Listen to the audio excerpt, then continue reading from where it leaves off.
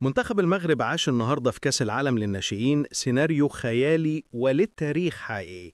منتخب المغرب تحت 17 سنة لعب النهارده أمام منتخب أمريكا في الدور 32 في كأس العالم، وكان خسران بهدف نظيف في الشوط الأول. منتخب المغرب عاش النهارده في كأس العالم للناشئين سيناريو خيالي وللتاريخ حقيقي.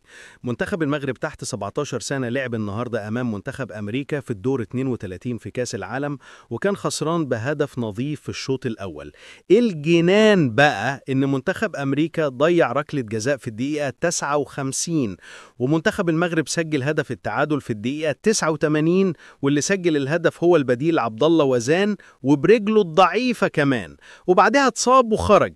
المبهر بقى إن منتخب المغرب كسب أمريكا في النهاية بركلات الترجيح بعد تألق بالعروش اللي تصدى لركلتين جزاء عشان المغرب تصعد إلى ثمن النهائي وتقابل منتخب مالي في إعادة لنهائي إفريقيا الأخيرة، من الخسارة أمام اليابان وأمام البرتغال بسداسية نظيفة إلى الفوز على أمريكا والتأهل إلى ثمن النهائي.